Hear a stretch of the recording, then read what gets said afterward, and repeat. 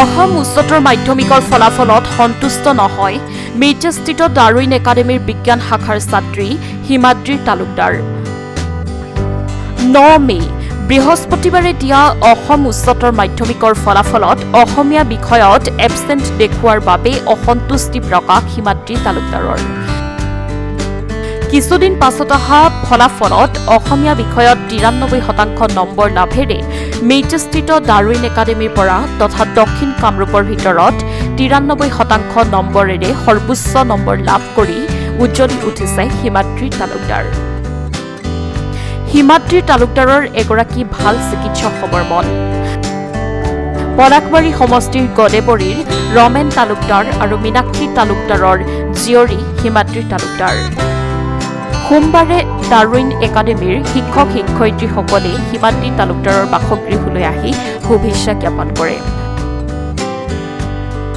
মোৰ নাম হিমাশ্ৰী তালুকদাৰ আৰু মোৰ কলেজখন ডাৰুইন একাডেমী আছিলে আৰু মোৰ ঘৰ গদেবৰীত। মোৰ ৰিজাল্টটো মানে মই ভবামতে নহ'ল, কাৰণ আছামিছত মোৰ ৰিজাল্টটো অহা নাছিলে। মই মেট্ৰিকত 100 পাইছিলোঁ, কিন্তু ইয়াতে হায়াৰ ছেকেণ্ডাৰীত মানে মোৰ ৰিজাল্টটো অহা নাছিলে, এবচেণ্ট বুলি আছিলে। কিন্তু তাৰ পাছত মই অশেষ দিনৰ পাছত ৰিজাল্টটো পালোঁ আৰু 93 পালোঁ। কিন্তু আজি মই সেই ৰিজাল্টটো পাই সুখী হোৱা নাই। তথাপি ৰিজাল্টটো যিহেতু দিছে তো একো ক'ব নোৱাৰিম। আৰু টিচাৰবিলাকে বহুত সহায় কৰিছে। মই উদাস আদৰ্শ বিদ্যামন্দিৰত পঢ়িছিলোঁ, তাৰ পৰা মই 94.6% পাবলৈ সক্ষম হৈছিলোঁ। মই এজন ডক্টৰ হ'ব বিচাৰি আছোঁ। আমাৰ কলেজৰ ৰিজাল্টটো অত্যন্ত ভাল ৰিজাল্ট, কাৰণ আমি আশা কৰা মতে ৰিজাল্ট হৈছিল। কিন্তু আমি হিমাশ্ৰীৰ ওপৰত আৰু অলপ বেছি আশা কৰিছিলোঁ, কিন্তু ভবাতকৈ অলপ তাই কম পালে। আৰু এটা গণ্ডগোল হ'ল যে অসমীয়াত তাই 98 পাম বুলি কৈছিলে, কিন্তু অসমীয়াত তাইৰ এবচেণ্ট আহিলে। আৰু 4-5 দিনৰ পিছত ৰিজাল্টটো দিছে যদিও আমি ঠিক সন্তুষ্ট নহয় আৰু, কাৰণ তাই 93 পালে আচলতে। আৰু তাই কেমেষ্ট্ৰিত তাই ভবাতকৈ বেছিয়ে পালে, তাই 95 পাম বুলি কৈছিল, কিন্তু 98 পালে। বাকীকেইটাত কিন্তু বায়'লজি আৰু ফিজিক্সত 100 পাম বুলি কৈছিল, কিন্তু তাতে কম পালে তাই। বায়'লজিটো 92 পালে, 92 পালে, ফিজিক্সত 89 পালে। গতিকে আমি ভবাতকৈ ৰিজাল্টটো অলপমান মানে কমিছে। আৰু যিয়ে নহওক, আৰু তো ৰিজাল্টে আৰু এইবাৰ আমি আশা কৰিছোঁ যে ভালকৈ পঢ়ক। তাই এজন সুচিকিৎসক হোৱাৰ যিহেতু মানে আশা কৰিছে, এইটো পূৰণ হওক, ভাল চিকিৎসক হৈ ওলাই হওক, আমি আশীৰ্বাদ দিছোঁ ডাৰুইন একাডেমীৰ ফালৰ পৰা। আৰু আমাৰ ডাৰুইন একাডেমীও ৰিজাল্ট যথেষ্ট ভাল। এইবাৰ আমাৰ 66 ফাৰ্ষ্ট ডিভিজন পাইছিল, 117 জনে দিছিল টোটেল আৰ্টছ ছায়েন্স কমাৰ্চত। আৰু আমাৰ ষ্টাৰ মাৰ্ক পালে 35, ছায়েন্সত বোধহয় 15 জন, আৰ্টছত 11 আৰু কমাৰ্চৰ 8 জন। আৰু আমাৰ 5% আচলতে 100 দুজন ল'ৰাই পৰীক্ষা মানে কমপ্লিট কৰা নাই, আৰু সেই দুজন ধৰিলে আমাৰ 99.2 বোধহয়। কাৰণ সেই দুজন যদি আমি এবচেণ্ট ধৰোঁ, তেতিয়াহ'লে 100% হয়।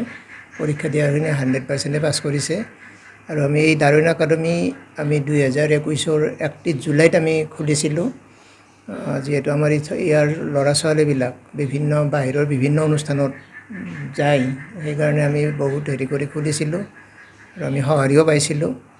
গতিকে ডাৰুইনৰ আমি উন্নতি কামনা কৰিছোঁ, আৰু আপোনালোকৰ পৰাও সহায় সহযোগিতা বিচাৰিছোঁ।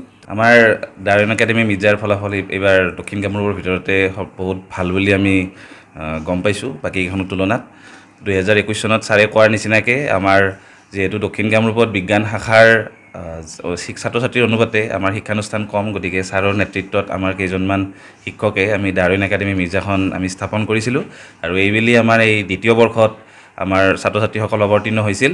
আৰু হিমাশ্ৰী তালুকদাৰ তেখেতে আমাৰ একাডেমীৰ পৰা এইবাৰ 93% পাইছে, আৰু দক্ষিণ কামৰূপৰ ভিতৰতে বিজ্ঞান শাখাত তেওঁ সৰ্বোচ্চ নম্বৰ অধিকাৰ কৰিছে। আৰু লগতে আমাৰ বেছিভাগ ছাত্ৰ ছাত্ৰীয়ে ফাৰ্ষ্ট ডিভিজনতে উত্তীৰ্ণ হৈছে। আৰু আমাৰ টোটেল 34 জন ছাত্ৰ ছাত্ৰীয়ে ষ্টাৰ মাৰ্ক পাবলৈ সক্ষম হৈছে। বিজ্ঞান শাখাৰ পৰা আমাৰ 15 জন ষ্টাৰ পাইছে, আৰু কলা শাখাৰ পৰা 11 জন, আৰু বাণিজ্য শাখাৰ পৰা 8 জনে ষ্টাৰ মাৰ্ক পাইছে। আৰু বিজ্ঞান শাখাৰ পৰা হিমাশ্ৰীয়ে 93%ৰে আমাৰ এই অঞ্চলৰ ভিতৰতে সৰ্বোচ্চ নম্বৰ অধিকাৰ পোৱা বুলি এতিয়ালৈকে আমি গম পাইছোঁ আৰু ঠিক তেনেকৈ আমাৰ কলা শাখাটো জিদীপ কলিতাই 89.5% আৰু বাণিজ্য শাখাত আমাৰ ঋতুমণি দাসে আপোনাৰ 85.2%ৰে ইয়াতে সৰ্বোচ্চ নম্বৰ আমাৰ শিক্ষানুষ্ঠানৰ পৰা পাইছে গতিকে ভৱিষ্যতো আমি আশা কৰিম ইয়াৰে ছাত্ৰ ছাত্ৰীসকলক যিমান কষ্টৰে আমি শিক্ষাদান কৰি আগুৱাই লৈ যাব পাৰোঁ আৰু লগতে যিখিনি ছাত্ৰ ছাত্ৰী এইবাৰ বিজ্ঞান শাখা কলা শাখা আৰু বাণিজ্য শাখাত সুখ্যাতিৰে আমাৰ উত্তীৰ্ণ হৈ আমাৰ অনুষ্ঠানলৈ গৌৰৱ কঢ়িয়াই আনিছে তেখেতসকলৰ উজ্জ্বল ভৱিষ্যত কামনা কৰিছোঁ আৰু তেখেতলোকে আশা কৰা অনুযায়ী ডক্টৰ ইঞ্জিনিয়াৰ বা বাকী বিষয়তো আগবাঢ়িব পাৰিব বুলি আমি আশা ৰাখিছোঁ